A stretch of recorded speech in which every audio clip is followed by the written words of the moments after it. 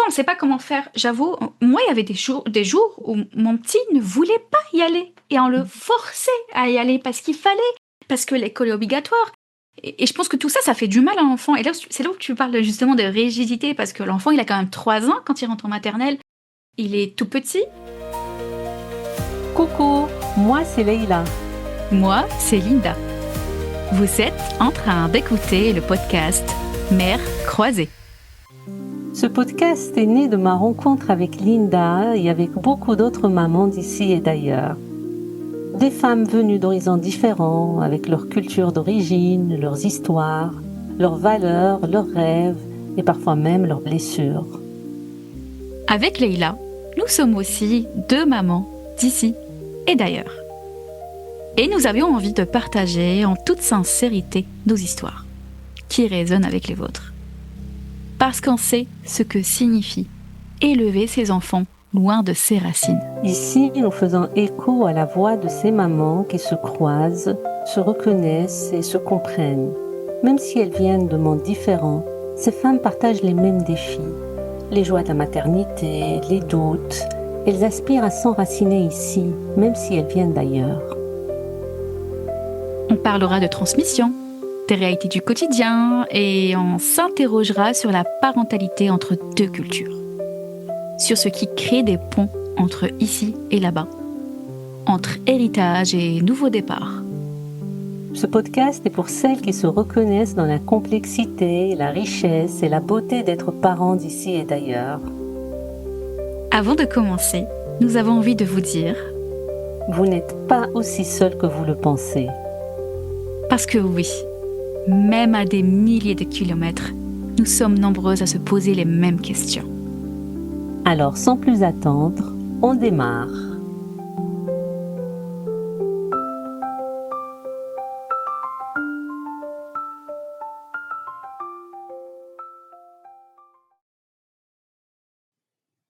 Bonjour les mères croisées, bonjour Leïla. Bonjour Linda, bonjour les mères croisées. Alors, on revient avec un épisode où on va parler de la rentrée et surtout de l'école. De comment on a pu vivre la rentrée d'école pour nos enfants, de comment ils l'ont vécu, des peurs qu'on avait, de peut-être des conflits qui ont pu se passer. Bref, on va voir. On va parler de tout ça. Voilà. Déjà, j'ai envie de vous dire que forcément, même si vous n'êtes pas encore à l'étape où vos enfants sont à l'école, peut-être qu'ils sont à la crèche, peut-être qu'ils sont chez une assistante maternelle, ça va vous concerner forcément parce qu'on va parler aussi de séparation aussi, parce que oui, forcément, quand ils vont à l'école, il y a la séparation qui se passe. On peut mal aller nous, on peut avoir des craintes, les enfants aussi, et voilà. C'est ça le petit point que je voulais rajouter. Leïla, tu veux nous dire quelque chose? Oui, oui, on va parler de la première rentrée scolaire, la première séparation avec l'enfant, que ce soit pour la crèche, peut-être la reprise aussi pour les parents qui travaillent, et puis la rentrée en général, la rentrée après les vacances, un peu pour tout le monde, pour les enfants et pour les parents. J'ai envie de me dire, allez, si on commençait à parler tout simplement de nous, comment on l'a vécu. Et puis de toute façon, au fil des minutes, c'est sûr qu'on va parler de peut-être ce que d'autres mères nous ont raconté. Et puis il y a plein d'autres sujets qui vont venir se mêler au milieu. Bien sûr, on fera en sorte de rester focus un peu sur sur notre sujet. Est-ce que tu te rappelles, toi, des premières séparations avec tes enfants? Les premières rentrées, je pense que j'avais fait les choses progressivement. Pour mon fils, on avait Mhm. commencé juste par les après-midi.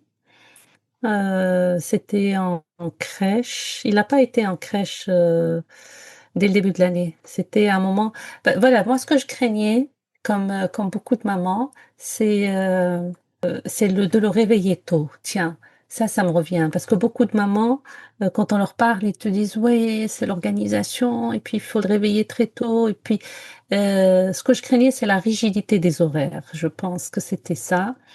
Mais en même temps, j'avais, la préoccupation de la sociabilité. Je voulais qu'il rencontre d'autres enfants, qu'il joue, et donc j'avais essayé au début en halte-garderie pour, quelques heures dans l'après-midi.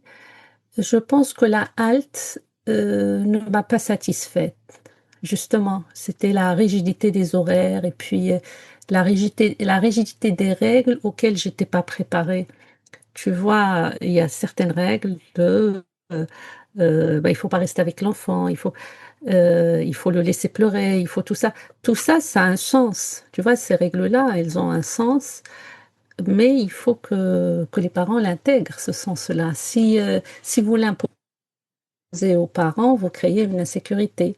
Et ça n'aide pas. Ça n'aide pas la séparation, ça n'aide pas tout ça. La séparation, elle est nécessaire. Mais il faut prendre en charge aussi les parents dans cette séparation. Et souvent, les parents ne sont pas écoutés dans cette séparation parce que l'équipe qui s'occupe on va dire des crèches, ils ont beaucoup de choses à gérer. Quand tu mets ton enfant en collectivité, quand tu les mets, eh ben, c'est une très bonne étape parce qu'il rentre dans le collectif et il faut qu'il apprenne à s'adapter à ce collectif. Et il a intérêt à s'adapter à ce collectif. Sauf que tous les enfants n'ont pas les mêmes rythmes, toutes les familles n'ont pas les mêmes rythmes. Et la collectivité est faite pour un Mhm. seul type Modèle. de Mm. famille, un seul modèle. Et des fois, ça heurte certains parents. Et si les mamans ne sont pas accompagnées dans ce processus de séparation, eh bien, elles le vivent mal. Et quelquefois, il y en a qui sacrifient carrément leur vie professionnelle pour rester le plus longtemps avec l'enfant, le temps qu'elle soit rassurée de, de le laisser. Parce que toute la question est là. Pourrais-je Mhm. laisser mon enfant et être rassurée qu'ils vont bien prendre soin de lui? Tu as parlé de halte garderie, je suis pas sûre, je ne sais pas si le système de halte garderie existe dans la plupart des pays. Histoire d'expliquer ça, si jamais une maman nous écoute Ah oui, d'un endroit où oui, c'est ben parce oui, que c'est c'est une très. halte garderie. Mm. Moi, j'ai eu mon fils, l'aîné, je l'ai eu en Allemagne. Donc j'avais accouché en Allemagne et on est resté toute sa première année là-bas.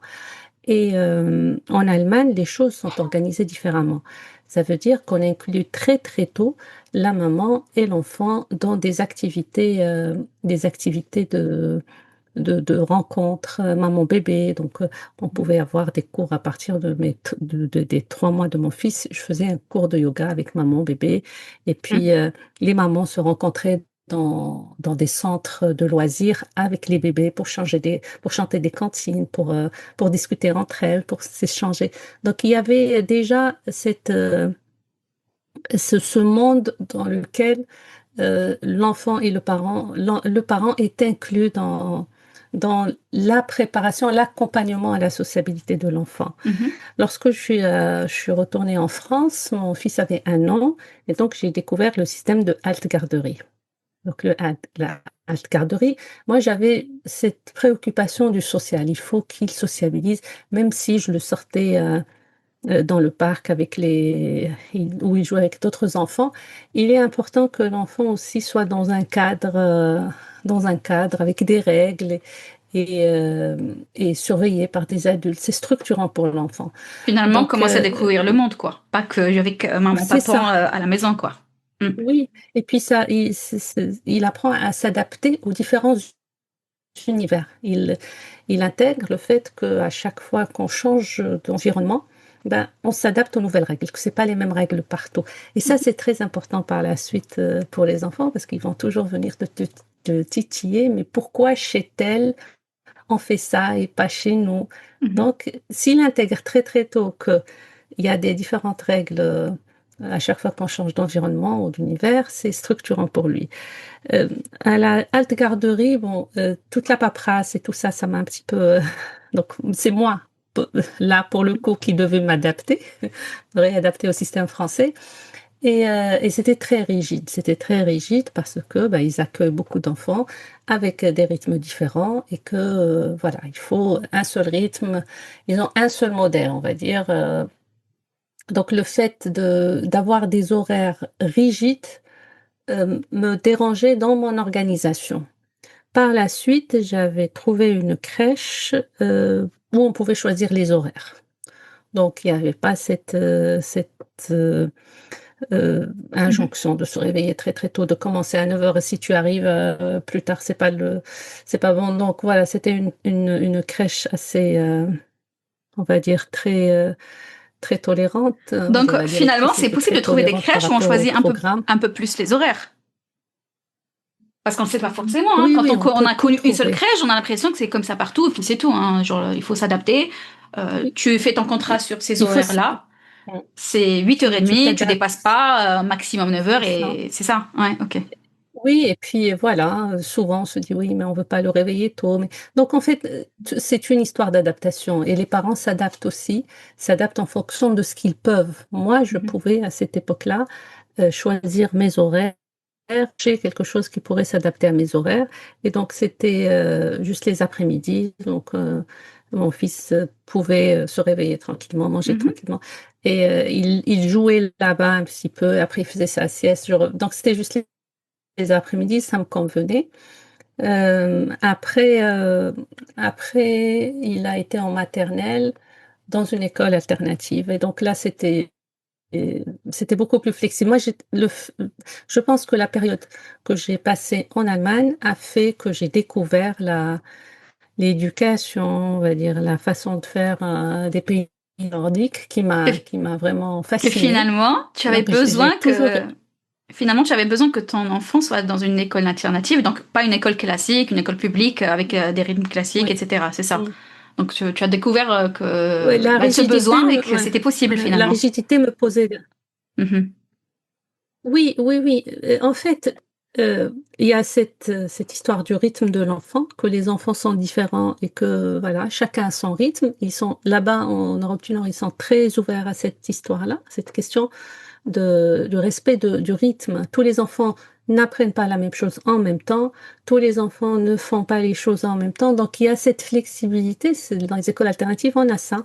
Euh, mais on va dire la chose commune ou primordiale pour moi, quel que soit le système, quel que soit le système scolaire, c'est l'intérêt de l'enfant. Oui, les règles, elles sont importantes pour l'enfant. Donc, juste garder en tête que ce qu'on fait est pour l'intérêt de l'enfant et non pas pour je sais pas, parce que on ferme à telle heure, on ouvre à telle heure et je ne peux pas ouvrir plus tard. Il faut, on demande aux parents de s'adapter. Ok, il J'ai une n'y a pas de question problème. quand tu as fini. L'adaptation est un processus. Mm. Je Ouais. te pose des Donc, questions, là tu continues. mais Tu me dis. non, j'ai juste parce que Vas-y, j'ai parlé de continue donc. rigidité. Mhm. Ce qui m'a dérangé, c'est le manque d'adaptation de l'autre côté. C'est le manque d'adaptation, alors que le parent, il est d'accord pour faire un effort et que c'est pas une guerre des égaux de celui qui a Mhm. raison ou quoi que ce soit. C'est juste l'intérêt de l'enfant. Et, ou peut-être c'est l'influence de la culture nordique qui a fait, parce que moi j'ai habité à Hambourg, et tu sais que Hambourg, le nord de l'Allemagne est beaucoup plus proche du Danemark et Mhm. de la Suède que de Berlin, par exemple. On Mhm. était plus proche de Stockholm que de Berlin. Tu vois, donc, et par la suite, en tout cas, c'est quelque chose qui a impacté ma façon de voir le monde, ma façon de voir l'éducation et la relation adulte-enfant. Et d'ailleurs, c'est ce qui a impacté ou influencé mon parcours par la suite dans l'aide à la parentalité. Mais Donc, c'est certain parce que mon parcours n'est oui. pas classique. Non, mais c'est certain parce que rien Tu que vois. si je regarde moi ma vision des choses, j'entends parler d'école alternative, mais c'est vite balayé en mode ouais bon, je sais pas ce que ça peut apporter. Bon, on va voir direct le système classique et tout, mais parce que j'ai pas vu réellement comment ça pouvait être ailleurs. Et donc toi, tu as été imprégné par tout ça. Mhm, Tu sais que c'est possible et mhm, tu sais que c'est possible d'avoir quelque chose de similaire en France. Et donc tu as vu, tu as voulu en tout cas voir ce que ça donnait. Et du coup, c'est là mhm, où vient ma question que je voulais poser. Ben, du coup, si tu dis que dans le système, on va dire classique, c'est plutôt rigide, en tout cas selon ta vision des choses, et on peut dire que c'est le cas, mhm. bah, dans les écoles alternatives, c'est quoi le contraire finalement, ce que tu as pu trouver en termes de non-rigidité, tu vois? Est-ce que tu peux donner des Bah, exemples parce que... oui. Hmm. Bah oui, je suis curieuse pour le coup, et si je Oui, suis curieuse, je suis sûre qu'il y en a d'autres qui se bah, posent la attends, question. Ouais, vas-y. tu sais, je voudrais pas citer de nom précis, Non, non, sans mais ça, oui, oui, oui, oui. oui, Est-ce que mais c'est une question tu vois, d'horaire, une question de lien avec l'enfant? Enfin, je sais pas. d'accord, je vais Oui. te dire un des exemples dans l'une des écoles, parce que au début, avec les enfants, on fréquentait une école alternative pour la maternelle. Et pour la partie primaire, on a changé d'école, Mhm, d'accord? Donc, on va parler de 3-6 ans. On a mhm, fait d'abord les 3-6 ans et par la suite, à partir de 6 ans, ils ont changé pendant le primaire.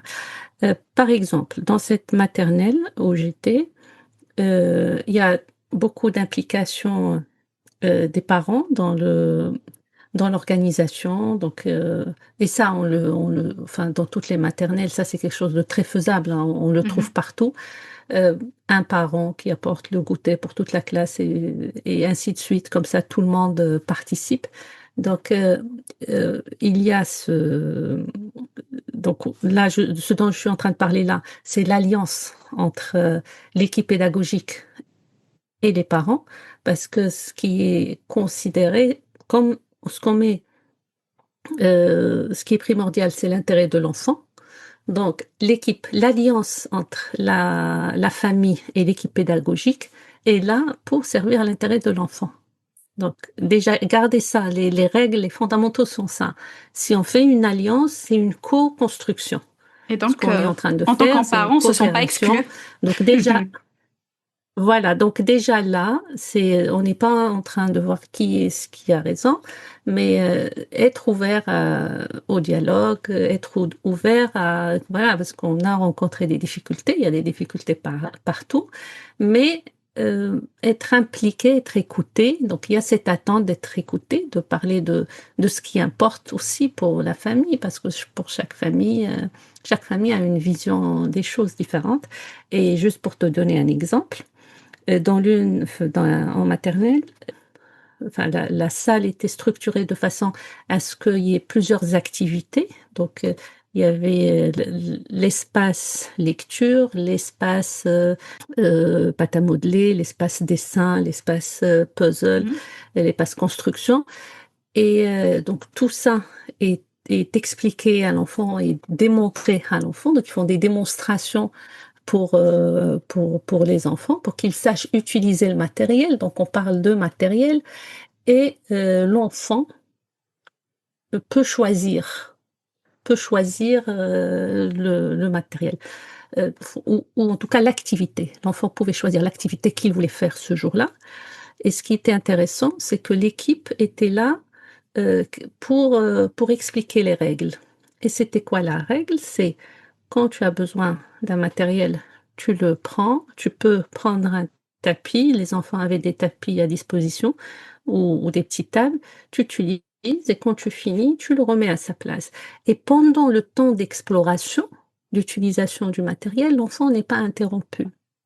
Donc, il y avait déjà cette conscience que pendant le jeu ou pendant l'activité, il y a quelque chose dans le développement qui est en train de se produire et qu'il ne faut pas interrompre. Ça mhm. veut dire qu'on n'interrompt pas un enfant en pleine activité. Ce n'est pas parce que c'est l'heure du goûter ou c'est l'heure de la récré, donc on s'adapte. Parce que c'est par étapes et c'est par phase, on va dire. Par moment, on a des enfants qui sont dans le jeu de construction. Et, et ça permet de connaître l'enfant. Donc, à la première réunion avec les parents, le professionnel d'éducation, il dit, voilà ce que j'ai observé. Votre enfant, il s'intéresse à ceci, à cela, il est plus dans l'observation, il est plus dans... Donc, ce n'est pas l'école qui façonne l'enfant, l'école n'est pas là pour façonner l'enfant, l'école est là pour accompagner, pour observer et il y a cette volonté de connaître l'enfant, de le connaître un peu plus.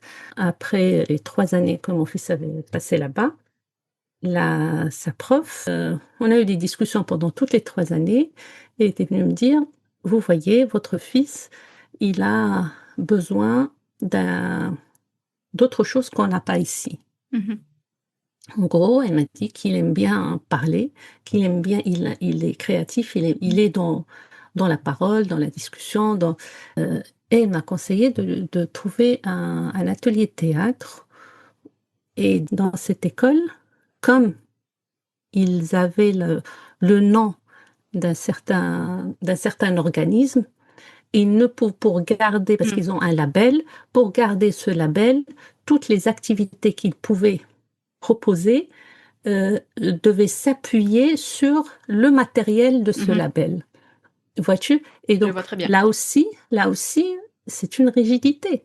Finalement. Tu vois? Finalement, parce que, en tout cas dans cette maternelle, il s'appuie, il développe ou il travaille beaucoup sur l'intelligence conceptuelle. Donc et tous les enfants n'ont pas leur meilleure façon de s'exprimer n'est pas forcément, Mmh. conceptuelle. Parce que chaque enfant a un système privilégié d'expression, un mode privilégié d'expression. Il y en a qui sont dans les images, d'autres dans les histoires, et donc ça dépend. Et par la suite, j'ai été amenée à chercher une école qui propose une école alternative, mais qui a cette possibilité de s'adapter, d'utiliser plusieurs méthodes. Mmh. Donc voilà mon parcours en tout cas, hein, par rapport à l'école et au choix et pourquoi on a fait ce choix. Je vous rassure, hein, il y a des maternelles publiques qui sont bien. Oui, N'ayez pas peur, hein. Non, mais mais tu c'est pour dire que voilà. mais c'est pas franchement, ce Oui, n'est pas les institutions, c'est les personnes sur lesquelles, tu tombes et c'est ça. C'est voilà, les c'est équipes. vraiment c'est les équipes pédagogiques, il y a vraiment, Mmh. des personnes extraordinaires qui font ce travail-là, partout, quelle que soit la structure, quelle que soit l'organisation. Et tu as parlé de cette peur, de la Mmh. peur de mettre son enfant à l'école, la séparation et tout ça. Il faut pas avoir peur d'aller vers les personnes, de chercher vraiment, le lien, le contact, de se révéler à l'autre. Parce que, tu as dit tout à l'heure, on a peur d'être jugé. Il faut pas oublier qu'en face, on a un humain. Et les gens qui font ce travail, ils sont formés.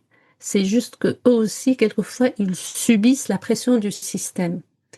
Et à l'intérieur de ça, on peut tisser des relations humaines, des relations dans l'intérêt de l'enfant. L'alliance, elle est très importante. L'alliance avec l'équipe pédagogique ou l'équipe scolaire, elle est très importante pour l'intérêt de l'enfant. Il faut pas oublier ça. Il faut toujours garder en tête que c'est pour l'intérêt de l'enfant. En tout cas, moi, de ce que j'ai vécu, hein, par rapport à quelques discussions avec des enseignantes, Mmh. Mmh. directrices, quelque part, elles ne demandent que ça, hein, qu'il y ait des Mmh parents mh. qui s'investissent plus, qui s'intéressent plus. Je le vois bien, ne serait-ce qu'à la fête de fin d'année, où ben il y a pas beaucoup de parents qui veulent tenir des stands, des choses comme ça. Mmh. Et c'est vrai que ça peut décevoir un peu dans le sens où ben s'il n'y a pas de parents, il n'y a pas de fête parce qu'on a besoin aussi de l'investissement des parents. Mmh. Et sinon, au-delà de ça, par rapport à comment ça pourrait se passer à l'école, là notamment en maternelle, Mmh. moi je suis tombée sur une très bonne maternelle, très bonne en termes d'équipe, hein, je parle bien d'équipe, Mmh je mh. parle pas Mmh. des murs, hein. Oui, oui. Oui. Euh, ou d'ailleurs même en discutant avec du personnel qui s'occupait plus du périscolaire, qui venait parce que voilà, la personne était nouvelle là-bas. Elle m'a dit vraiment, l'équipe ici, les enseignantes, elles sont géniales Mmh. parce que voilà, elles sont pas hautaines, elles sont là pour l'intérêt de l'enfant. Mmh mh. Et même en discutant avec les parents, elles sont très avenantes. Mmh. On sent qu'elles peuvent être un peu proches même, dans le sens où bah, c'est d'abord l'intérêt de l'enfant et que Mmh. honnêtement, moi j'étais impressionnée par le travail qu'elles fournissaient. Enfin, je me disais, même en maternelle, elles font tout ça.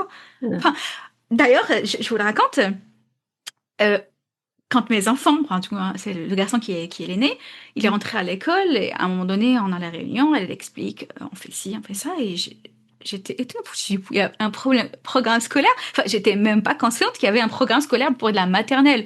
Pour moi, la Mmh. maternelle, ils sont là pour explorer, et puis ça s'arrête là. Mmh. Et finalement, il y a quand même un suivi, des objectifs à atteindre. Il faudrait qu'il arrive à faire ci, à faire ça, Mmh. à la fin de la petite section, de la moyenne section, grande section. C'est pas des objectifs très gros, hein, on leur demande pas beaucoup, mais il y a un minimum quand même Mm. où elles se disent il faudrait qu'ils puissent atteindre ça, Mm. typiquement le fait de compter. Moi, je lui dis, mais il n'y arrive pas, tout. Elle m'a dit, mais en fait, vous savez, l'objectif en fin de petite section, je crois que c'était jusqu'à 4 quelque chose comme ça, si je me trompe pas. Donc, il ne demande pas non plus grand-chose, hein. C'est juste qu'il y a quand même un certain apprentissage. Et j'ai apprécié parce qu'il y a aussi ces histoires d'organisation, de discipline, pas méchamment, mais l'histoire là de, du fait de, ils vont explorer, ils vont choisir un jeu, hein. Pour nous, c'est un jeu, mais en réalité, il y a un objectif derrière, hein, ne serait-ce que des Mhm. histoires de motricité fine, des choses comme ça. Elle m'avait expliqué que l'enfant, il pouvait prendre le jeu, l'activité, enfin moi je l'appelle jeu, mais voilà, c'est une Mhm. activité, un atelier. Il joue avec, et quand il a terminé, il doit le remettre à sa place, donc il connaît sa place. Et Mhm. même s'il y a un autre enfant qui veut l'utiliser, non, il doit d'abord le remettre à sa place, et l'autre enfant Mhm. le prend au bon endroit. Je dis, waouh! Enfin, Mhm. moi j'étais Mhm. impressionnée parce que j'imaginais pas qu'il y avait tout ça en maternelle, et pour ça, j'ai été rassurée. Par contre, Mhm. la séparation, les premiers jours, tout ça, ça pouvait être même un petit peu le cauchemar. Avant de parler même de l'école, parce que tu avais parlé de la crèche, c'était pareil pour moi. La première séparation, c'était à la crèche. Heureusement, pas les premiers mois, mais Mhm. c'était aussi un choix entre moi et lui. Mhm. Donc, le garçon est rentré juste avant ses 1 an, on peut dire c'est 1 an, hein, à la crèche. Difficile, dur. Mhm. Je pense que toutes les mamans qui ont déposé leurs enfants à la crèche, elles savent ce que c'est que de voir son enfant pleurer Mhm. et de devoir partir quand même. Parce qu'en général, quand on le dépose à la crèche, parce qu'on part au boulot, c'est pas toujours le cas, mais quand on a un métier où il y a un horaire précis où il faut arriver, Mhm. au bout d'un moment, il faut partir. Elle le sait pleurer, mais la culpabilité que c'est que de Mhm. laisser son enfant en train de pleurer. Et de voir son regard, le regard là qui te dit, mais pourquoi tu m'abandonnes? En tout cas, moi, c'est comme Mhm. ça que je l'ai vécu. Ouais. Pourquoi tu m'abandonnes? Pourquoi tu me laisses ici? Mhm. Ça, c'est dur. Euh, donc ça, c'était par rapport à mon vécu de la séparation, et ça a duré quand même un Mhm. bout de temps, hein, avec les pleurs, même s'il y a les histoires de ce qu'on appelle l'adaptation. Donc l'enfant il n'est pas déposé Mhm. direct à la crèche et on le laisse pour toute la journée, ce qui se fait encore dans certains pays, en tout cas dans mon pays Mhm. d'origine, en Algérie, c'est ce qui se fait d'après ce que j'ai pu comprendre. Il n'y a pas d'adaptation. On peut le dire que c'est brutal parce que même avec l'adaptation où on le laisse une petite, enfin, on reste déjà avec l'enfant à la crèche. Mhm. Bon, allez, j'explique un peu vite fait aux mamans qui Mhm. n'ont pas encore déposé leurs enfants à la crèche ou chez une assistante Mhm. maternelle. Alors, de mémoire, on a un rendez-vous avec la référente, donc une dame qui a priori s'occupera plus de l'enfant à la crèche. On passe du temps avec elle, on papote avec la dame en présence du bébé, comme ça il voit qu'il y a un lien qui se fait, Mhm.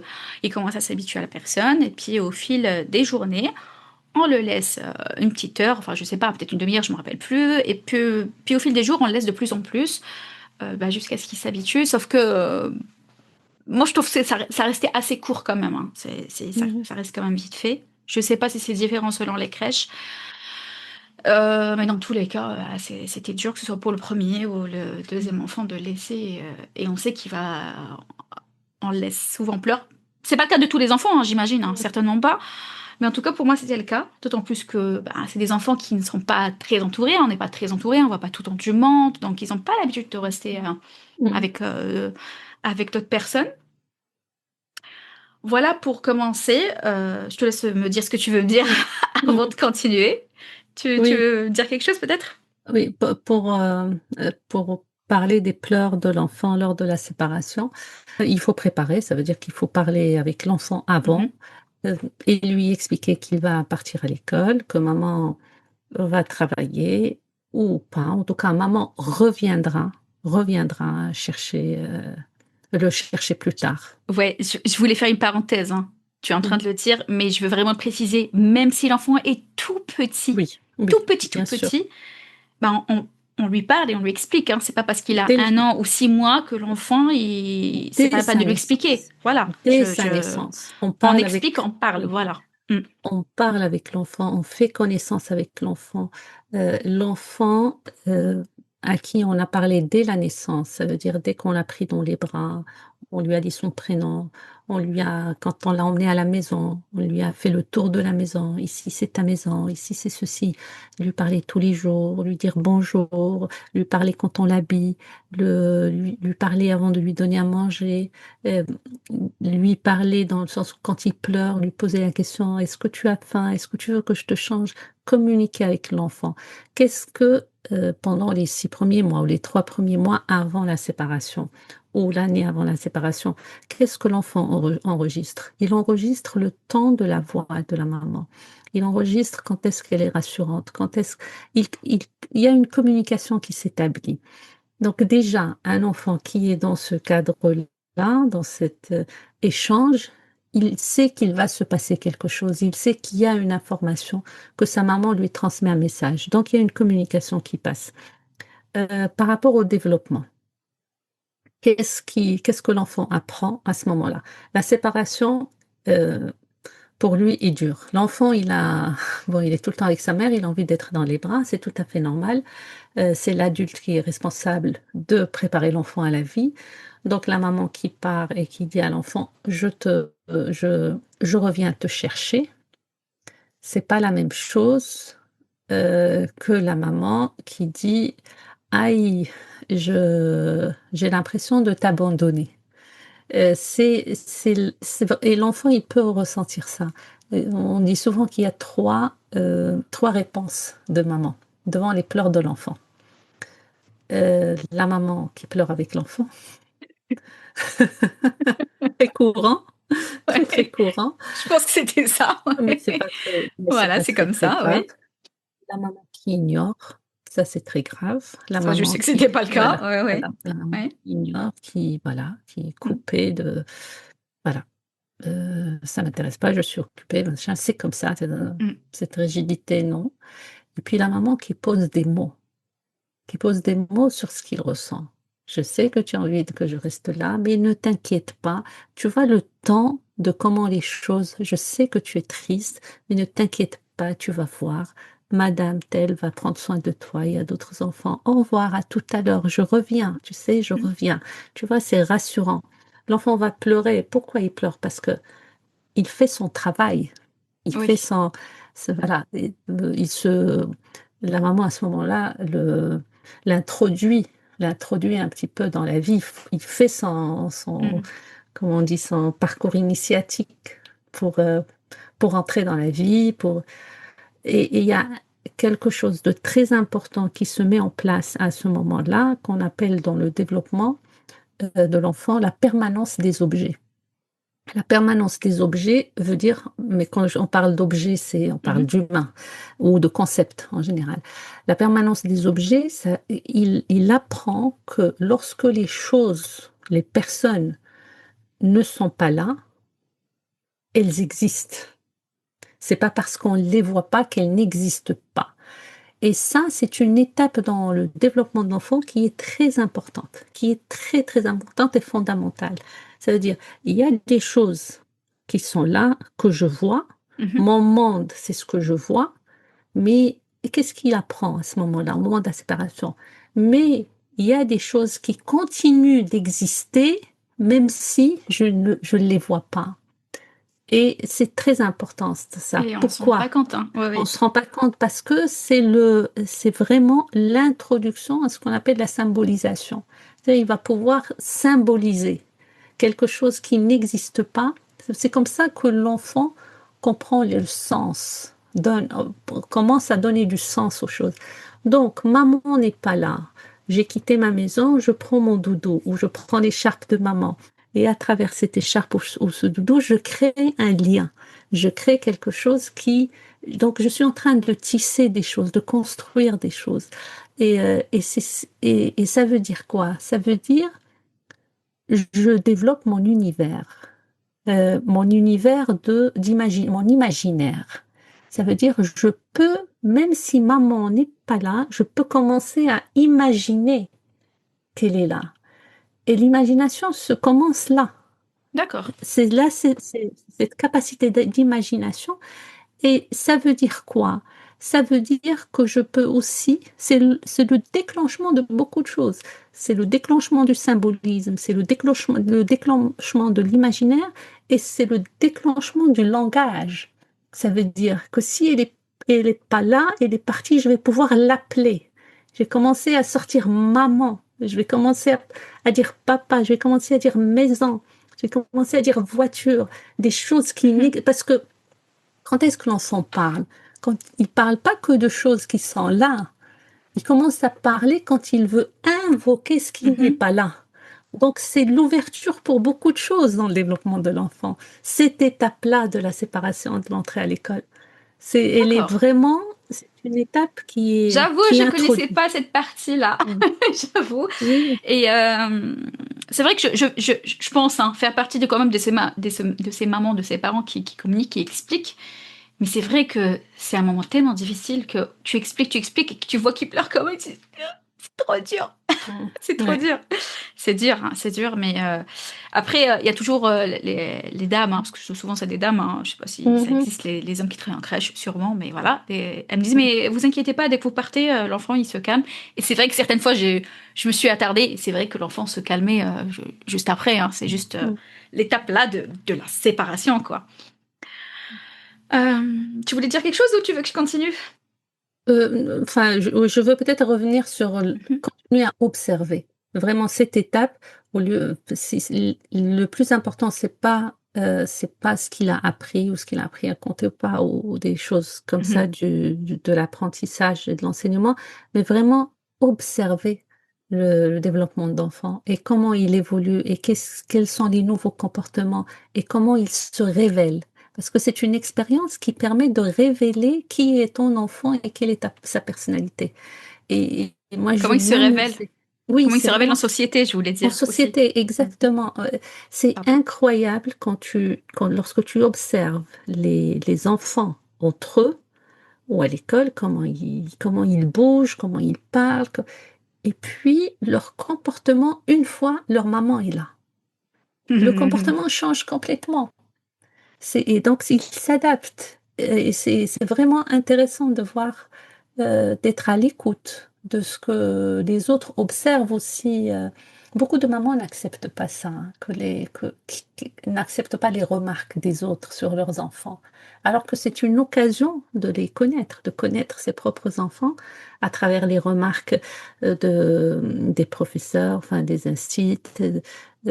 C'est intéressant d'observer et écouter ce qu'on apprend d'apprendre sur ses enfants. Mais je pense que les mamans qui n'acceptent pas, c'est parce que justement, elles se sentent directement jugées, pointées du doigt, alors que c'est Mmh, pas forcément le c'est but, ça. Mmh, c'est pas le message, hein.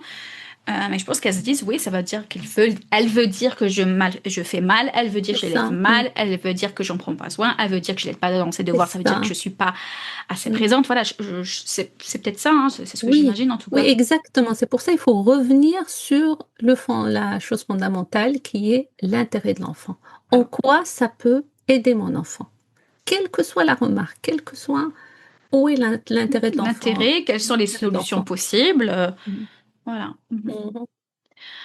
Mmh. Euh, Après, elle a rentré à la maternelle, parce que là, j'ai parlé de la rentrée en Mmh. crèche.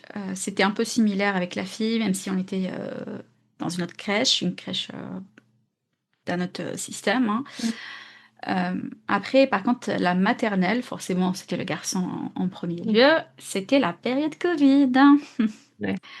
Alors, normalement, maternelle, en tout Mmh. cas en France, les parents doivent rentrer jusqu'à la classe pour les enfants. Donc, on s'arrête Mmh. pas au portail, on va jusqu'à la classe, déposer l'enfant, l'aider Mmh. à mettre ses chaussons, enfin, enlever les chaussures, mettre les chaussons. Ça dépend bien sûr de Mmh. l'âge de l'enfant à maternelle. Je parle en tout cas de la petite section. Sauf que vu qu'on était dans une période Covid, bon ben, on devait déposer les enfants Mmh. au plus loin, on va dire, et surtout ne pas s'attarder en fait du tout Mmh. avec l'enfant au sein de l'école, ou en tout cas au niveau portail. Je crois qu'on avait le droit, c'était compliqué, enfin, il y avait Mmh. toute une organisation, mais on arrivait quand même à la porte de la classe, en tout cas cette classe-là de mon fils, mais côté cours. Mmh. Voilà, c'était Mmh. ça. Mmh. Pas dans les couloirs, mais côté cours. Je peux vous dire que c'était dur pour mon fils. Mmh. Déjà parce qu'il avait passé du temps avec nous, parce qu'il est rentré en crèche, après il est resté 1 an à la maison. Mmh. Et puis il y avait l'histoire de Covid, donc on était vraiment tout seul, quoi. Mmh. On Oui. parle de bébé Covid, mais même ceux qui n'étaient pas complètement bébés, ils ont vécu ce moment bulle avec les parents, et on voit pas d'autres personnes, quoi. Mmh. Donc il rentrait à l'école. Je me rappelle en plus, vu qu'on était côté cour, il y avait toute une baie vitrée comme ça. Déjà, je déposais et l'enfant il craque, hein, il craque Mmh. complètement, mais il pleure. Puis les Mmh. autres enfants qui essayaient un petit peu d'aider, c'était Mmh sympathique, mh. c'était mignon, mais et puis j'osais pas le ramener à midi parce que je me disais si je le ramène à midi, ça va être comme ça à Mmh. chaque Mmh. fois. Je sais pas si j'ai mal fait ou pas. Je pense que à refaire, je l'aurais récupéré quand même à midi, mais je me disais on va pas faire plusieurs séparations. Mmh. Et à la fin de la journée d'école, quand je le récupérais, avant même de le récupérer, parce qu'il y avait la baie vitrée, il Mmh. me voyait où il y avait son père, des fois on y allait à deux, et on Mmh. voyait qu'il lâchait et qu'il pleurait. Ça Mmh. faisait mal au cœur. Oui, oui, la période Covid, c'était très, très anxiogène Ouais. pour les familles, pour les enfants, oui. C'était anxiogène, un Mm, climat mm. anxiogène, oui. Après, je pense que ça dépend des enfants, hein. Il y en a qui acceptent beaucoup plus vite l'école, le fait d'aller à l'école, le fait de se séparer des parents plus que d'autres, hein. Ça, j'en suis convaincue, hein. Certains s'y font plus que d'autres. Mmh mh. Certains apprécient l'école plus que d'autres. Euh, et puis, Et puis des fois, on ne sait pas comment faire. J'avoue, moi, il y avait des jours où mon petit ne voulait pas y aller. Et on le forçait à y aller parce qu'il fallait, parce que l'école est obligatoire. Et je pense que tout ça, ça fait du mal à l'enfant. Et là, c'est là où tu parles justement de rigidité, parce que l'enfant, il a quand même 3 ans quand il rentre en maternelle. Il est tout petit. Pour certains parents, ça peut être un petit peu obligatoire parce qu'elles vont au boulot à une certaine heure et c'est comme ça, on le dépose. Ce que je bossais à ce moment-là, mais je pense qu'il y avait des moments où on aurait pu, moi ou mon mari, le garder un peu, ne serait-ce que certains après-midi. Je sais que c'est après coup, Mmh.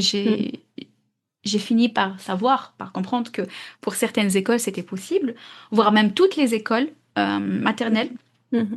en Mmh. début d'année en tout cas, que l'enfant il reste que les matinées, qu'il fasse sa sieste à la Mmh. maison, pas à l'école parce qu'ils font une sieste. Mmh mh. Mais ça n'a pas été dit. Ça n'a pas été dit, donc moi j'étais pas au courant et moi j'étais en mode un petit peu dans les clous, hein. Enfin, on me dit que c'est comme Mmh. ça, l'école obligatoire, faut qu'il y aille, bah faut qu'il y aille, même si ça lui fait mal. Et ça faisait Oui. mal. Et tout ça, à un moment donné, je me dis, mais ça va finir par lui faire une phobie scolaire si ça continue. Enfin, le gamin il veut pas et on le force quand même, quoi. Mmh mh. Mmh mh. Il faut garder en tête que, le programme scolaire, le planning scolaire et tout ça, c'est fait pour quelque chose qui pourrait, correspondre, à la majorité. Donc oui, on a fait comme on a pu pour, heu, trouver un programme, un planning commun. Mhm, Mais gardez en tête qu'on peut toujours s'adapter, qu'on peut toujours il faut continuer à observer l'enfant. Observer l'enfant et se poser la question: «Qu'est-ce que je peux faire? Est-ce que c'est possible pour moi ou pas?» Pour certains parents, c'est juste pas possible. Il y a de gros enjeux, il y a des enjeux de travail, il y a des enjeux mhm, de d'autres, d'une organisation qui ne peut pas, mhm, permettre, de mettre de la flexibilité. Aujourd'hui, c'est beaucoup bon, depuis le covid, beaucoup de plus en plus de personnes sont en télétravail, enfin, on est devenu un peu plus flexible. Mais je sais qu'il y a quelques années, c'était une on majorité, voilà, c'était voilà. juste pas possible. Il y a les contraintes du transport, il y a les réunions, il y a des choses qui sont bloquées qu'on peut pas donc là, le parent explique à l'enfant parce que qu'est-ce que l'enfant vient pointer à chaque fois? Il vient pointer l'incohérence. Au fond de toi, maman, tu as envie de me garder. Moi, j'ai envie de rester.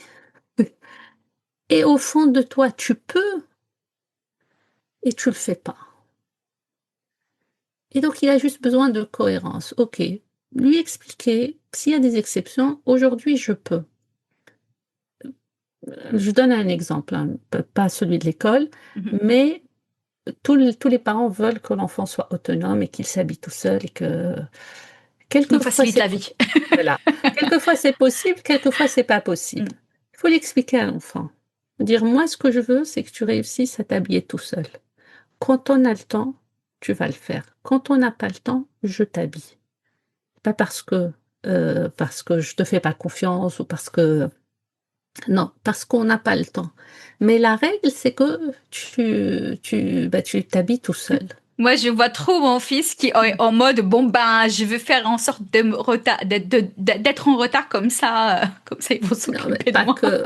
Par exemple, non, mais il y a des enfants, par exemple, qui ont des. C'est parce qu'on parle de développement et tous les enfants n'acquièrent pas, par exemple, pour la Oui. motricité, tous les enfants n'acquièrent pas la motricité fine à 4 ans ou à 5 ans ou à 7 ans, hein. Il y en a qui sont ados et qui ne savent pas encore faire leur lacet. Ça, voilà, c'est leur motricité qui est comme ça. Euh, on a envie que l'enfant apprenne à fermer les boutons. Les boutons, on va lui acheter un pyjama avec des boutons. Le soir, il a le temps. Mm. Ce n'est pas si on devait boutonner sa chemise pour la rentrée à l'école. Mais le soir, il peut prendre le temps de boutonner son pyjama, l'accompagner, lui dire, attends, maintenant tu fais ci, tu fais ça, lui montrer un peu comment faire. La même chose pour le repas. Le soir, il peut, même un enfant de 2 ans, on peut lui donner une cuillère et il peut se manger tranquillement, salir, il n'y a pas de souci. Voilà, c'est question de temps.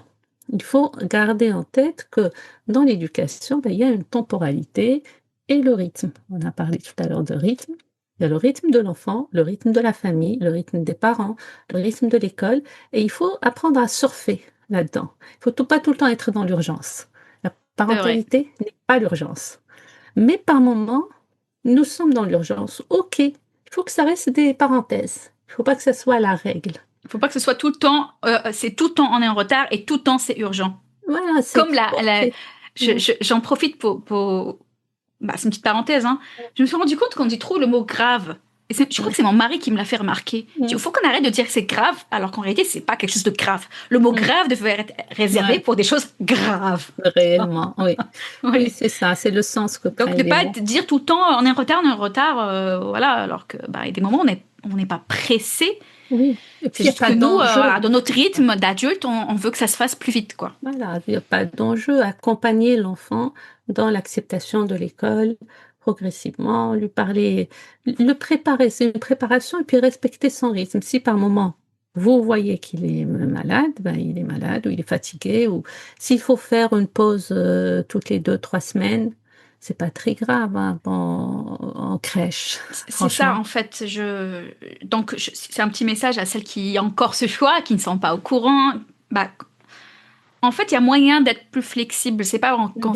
que la règle est comme ça veut dire qu'on peut pas un petit peu de. Voilà, on parle avec l'enseignante, avec la directrice, ça dépend Mhm. de la problématique, pour voir ce qu'on pourrait faire, ce qu'on Oui. pourrait mettre en place. Mhm. Parce que je sais qu'il y a des mamans bah, comme il y en a qui tout de suite réclament, même si on va dire que bah, ça vaut pas le coup, on va dire ça comme ça, même s'il y a toujours un enjeu. Il y a des mamans aussi comme moi qui disent bon bah c'est comme ça, Mhm. on fait comme on peut et on suit la règle quoi. Donc non, en fait, l'intérêt de l'enfant, s'il y a quelque chose qui Ouais. cloche, on voit ce qu'on peut faire. Mhm. Euh, Quand on avec peut, voilà. Mais des avec, fois on se dit qu'on peut pas alors que finalement si. voilà. Tu vois, c'est ça Ouais. que je veux dire, c'est que moi j'avais supposé que c'était pas possible, que c'était Mhm. comme ça et pas autrement. Mhm. Donc ce n'est que l'année d'après que j'ai appris que c'était possible. Mhm. Ah bah c'est comme ça. Et puis, juste pour finir, une règle aussi de Mhm. l'entrée à l'école, heu, votre enfant va commencer un parcours, gardez en tête que de commencer comme vous avez envie de finir. Ça veut dire quoi? Je parle, par exemple, des cartables. Il y a des parents, soit dans l'urgence, soit voilà, ou par amour, ou par affection, ou juste par automatisme, ils vont porter le cartable de l'enfant quand il est, et comme ils l'ont porté pendant toute la période de la crèche, ils vont continuer à le porter en CP et on va se retrouver en CM2 avec l'enfant, dès qu'il sort, il donne le cartable aux parents. Donner à l'enfant son cartable dès la crèche, il continuera à le porter jusqu'au lycée. Donc commencez comme vous avez l'intention de continuer. Parce que on voit des parents qui font trop de sacrifices à la première rentrée et je te fais ceci. Est-ce que vous êtes sûr que vous allez pouvoir continuer sur ce rythme? Gardez toujours un œil sur comment vous voulez que les choses se déroulent. Gardez vraiment pas juste sur les débuts, mais comme on dit, avoir une Vision long vision, terme. voilà, c'est ça. Merci pour ce conseil, parce que c'est sûr qu'il va me servir et qu'il va servir aux mamans qui nous écoutent. Voilà, Super. on s'arrête là pour aujourd'hui Oui, on ou s'arrête. Si, on on s'arrête là s'arrête, on pour s'arrête, parce aujourd'hui, que de toute c'est façon, il y aura parfait. toujours des choses à raconter et Oui, ce et puis sera racontez-nous votre ouais, rentrée, vos vos défis de la craintes. c'est ça, et puis les défis de la rentrée, les Mm. craintes et puis, vos histoires, hein. Voilà, on se dit au revoir À et on se dit bientôt, à bientôt. les mers croisées. À bientôt.